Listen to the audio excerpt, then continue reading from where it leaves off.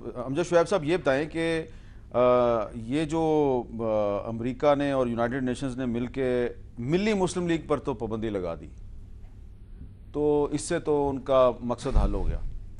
तो अब अगर ये जिस तरह अफगानिस्तान में मदरसे पर बमबारी कर रहे हैं, कश्मीर में जो है इस तरह रोज़ाना लोगों को मार रहे हैं, फ़लस्तीन में नहते जो फ़लस्तीनी हैं उन पर बमबारी होती है, उनको कत्ल किया जाता है, तो क्या सिर्फ मिली मुस्लिम लीग को पाबंदी लगा के ये इंतहा पसंदी काबू में आ जाएगी?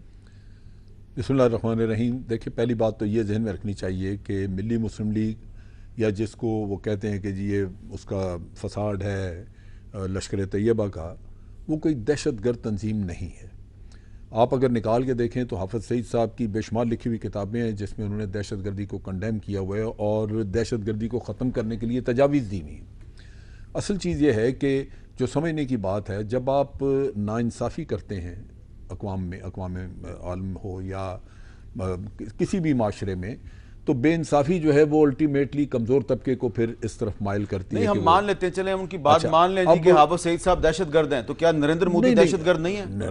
वो तो है ही है। नरेंद्र मोदी वगैरह तो खुद अमेरिका ने तस्लीम किया हुआ था, उसको कई साल वीज़ा नहीं दिया, आज भी गूगल पे उसका नाम है। वो असल चीज़ ये है कि ये इंटरनेशनल पॉलिटिक्स मुनाफकत है, इसमें सवाए मुफादात के और कुछ नहीं है। वरना अगर मुफादात की जगह पे कोई इखलाकियात होती है, इंसाफ होता, तो मोदी आज वहाँ पे अमेरिका के दौरे कर रहा होता। वो तो हो ही नहीं सकता था। लेकिन ये चीज़ ज़रूर है कि हमारी भी कोताहियाँ हैं। हमने ना हाफिज़ सईद के मामले में अपना मौक़िफ़ सामने लेके आए, लड़े। आज अगर अमेरिका ने यहाँ पे हेडमनी रखा हुआ है तो इसलिए नहीं कि हाफिज़ सईद दहशतगर्द है। उन्होंने कहा हुआ है कि जी हमें कोई इन्फॉर्मेशन अगर ये दे कि हाफिज़ सईद का बॉम्बे के वाक़े के साथ ये ताल्लुक है तो हम उसको इतना पैसा देंगे। यानी इन्फॉर्मेशन अमेरिका के पास भी नहीं है, सबूत किसी के पास नहीं है।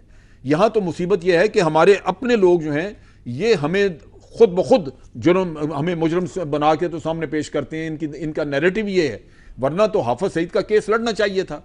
हमें जब उसमें पाबंदी लग रही थी उस वक्त हमें लड़ना चाहिए था कि जी इसका जब तक कोई सबूत सामने नहीं आता इसका आप किस तरह नाम शामिल कर सकते हैं। हमने कभी उसका दिफा नहीं किया और सिर्फ उसका कसूर यह है कि वो कश्मीर के कश्मीरियों के लिए आवाज़ बुलंद करता है और इंडिया को वो तकलीफ है। अब चीज़ ये है कि अगर पाकिस्तान ने कुछ करना है तो फिर आपको इस वक्त अब जाके रशिया, चाइना वगैरह इनसे, टर्की से, इनसे जाके आपने न सिर्फ मशावरत करनी होगी सिक्योरिटी काउंसिल में आगे बढ़ने के लिए, बल्कि इनसे जॉइंट कम्युनिकेज निकलवाएं इस वक्त, जिसका इंटरनेशनल कम्युनिटी पे कुछ इफेक्ट हो कि बड़ी कुव्वतें या परमानेंट मेंबर जो है सिक्योरिटी काउंसिल के वो पाकिस्तान का साथ दे रहे हैं, वो सोच क्या रहे हैं।